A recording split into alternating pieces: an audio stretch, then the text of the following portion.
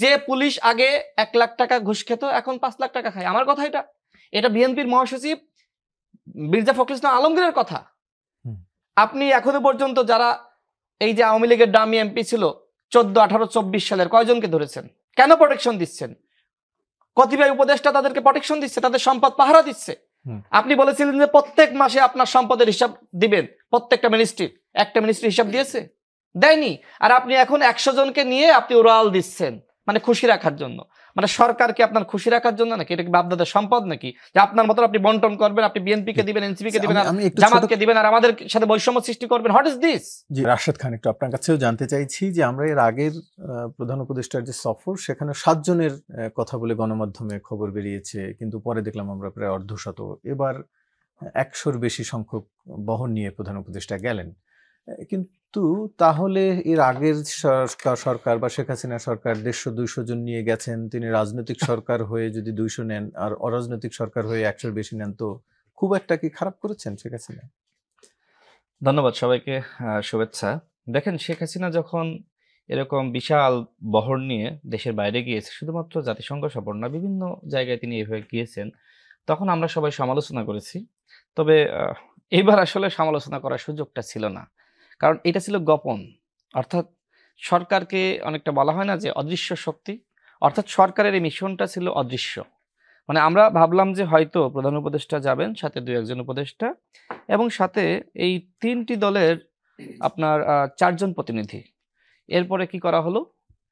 এরপরে আরো 2 জন বাড়ানো হলো, এনসিপির 1 জন, জামাতের 1 জন। কারণ তারা দাবি করলো যে আমরা তো বিএনপির থেকে ছোট দল না, আমরা গণঅভ্যুত্থানে ভূমিকা রেখেছি এবং আমাদের ব্যাপক অবস্থান রয়েছে, সাংগঠনিক সক্ষমতা রয়েছে।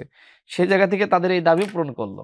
কিন্তু আমার কথা হলো যে সারাক্ষণ আপনি বলেন ইনক্লুসিভ সোসাইটি, অথচ দিন শেষে আপনি বৈষম্য উৎপাদন করলেন। অর্থাৎ এই সরকারের উপরে মানুষের যে আস্থার জায়গাটা ছিল সেটা কিন্তু ভাটা পড়েছে। দেখেন, আমি একদম শুরু থেকে সরকারের সমালোচনা করি, যে কারণে এনসিপির নেতৃবৃন্দ বলেন, জামাতের বলেন, এমনকি ইসলামী আন্দোলনের তারা আমাকে নিয়ে নানান ধরনের মন্তব্য করেছে। অনেকে আমাকে যেটি বলেছে যে আমি নাকি জুলাই গাদ্দার।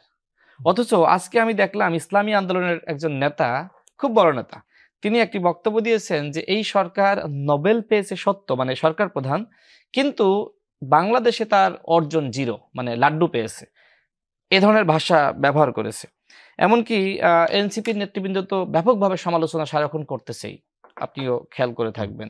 কিন্তু আমরা যখন সমালোচনা করেছি, আমাদেরকে নানানভাবে কটাক্ষ করা হয়েছে, আমাদেরকে জুলাই বিরোধী বলা হয়েছে, তাহলে আজকে কেন তারা সমালোচনা করছে? আবার যখন আপনাকে জাতিসংঘে নিয়ে যাচ্ছে, আপনি যা বলছেন শুনতেছে, তখন আপনি সমালোচনা করেন না। আপনার কি মনের ভিতরে একবার প্রশ্ন আসে না যে আমরা বৈষম্য বিরোধী ছাত্র আন্দোলনের মাধ্যমে সরকারকে ক্ষমতায় বসিয়েছি? ঐক্যমত কমিশনে সেখানে প্রায় 32টি দল নিয়ে আলোচনা হয়। তাহলে আপনাদের 3টা দলের প্রতিনিধি নিয়ে যাচ্ছে, আর আপনারা বাকিদের চিন্তা করেন না, আর আপনারা দলীয় এজেন্ডা মানুষের সামনে তুলে ধরেন যে আপনারা ক্ষমতায় গেলে, আপনারা বড় হলে আপনারা এই করবেন। এগুলো তো ভাওতাবাজি। আপনার ভাবা উচিত ছিল যে এই অরাজনৈতিক সরকারের সফরে কোনো রাজনৈতিক দল যেতে পারে না। এটা তো খুব সহজ একটি হিসাব।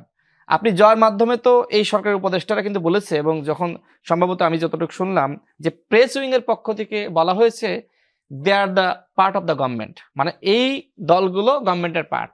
তার মানে কি, এই যে এতদিন ধরে সরকারের যে ব্যর্থতা, যেটা আমি দেখলাম যে হাসনাত আব্দুল্লাহ চমৎকার কথা বলেছে যে সরকারের সকল ব্যর্থতার দায় নিয়ে লাগছে এনসিপি কে। তো আপনি যখন সফরে যাবেন, আপনি দায় নেবেন না?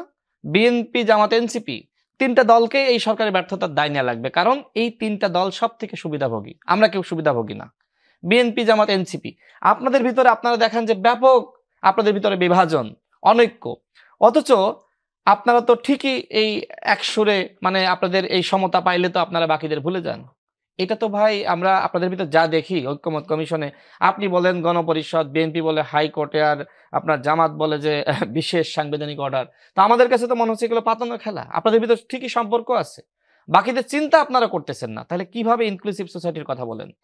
তো যাই হোক, এরপরে আসেন যে এই সরকার শুরুতে যখন দায়িত্ব নিল তখন কি বলেছিল?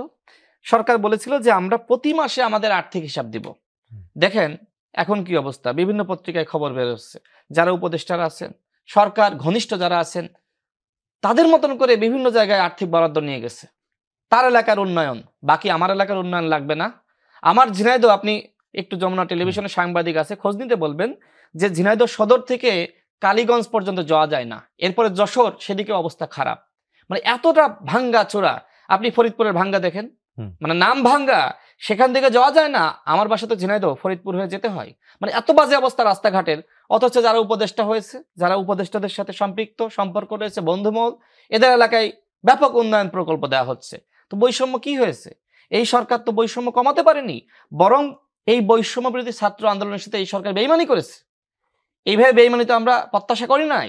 আমি যখন ডক্টর মোহাম্মদ ইউনূসের সমালোচনা করতাম, তখন আমার বিরুদ্ধে বিশাল বিশাল ফেসবুকে স্ট্যাটাস দিতে এনসিপির নেতারা, বৈষম্য বিরোধী ছাত্র আন্দোলনের নেতারা। তো এখন আপনারা কেন দিচ্ছেন?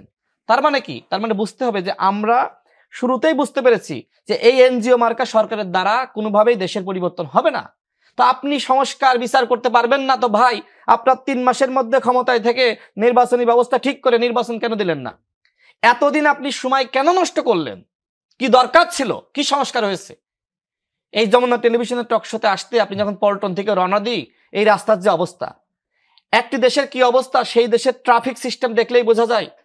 আপনি 1 বছরে তো এই আর্থিক দুর্নীতি বন্ধ করতে পারেন নাই। যে পুলিশ আগে 1 লাখ টাকা ঘুষ খেত, এখন 5 লাখ টাকা খায়। আমার কথা এটা বিএনপির মহাসচিব মির্জা ফখরুল ইসলাম আলমগীরের কথা।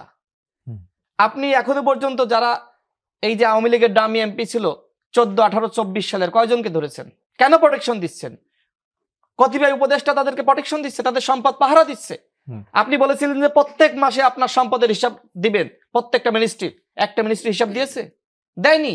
আর আপনি এখন 100 জনকে নিয়ে আপনি ওরাল দিচ্ছেন, মানে খুশি রাখার জন্য। মানে সরকারকে আপনার খুশি রাখার জন্য নাকি? এটা কি বাপদাদার সম্পদ নাকি যে আপনার মতন আপনি বন্টন করবেন? আপনি বিএনপি কে দিবেন, এনসিপি কে দিবেন, আর জামাতকে দিবেন, আর আমাদের সাথে বৈষম্য সৃষ্টি করবেন? What is this?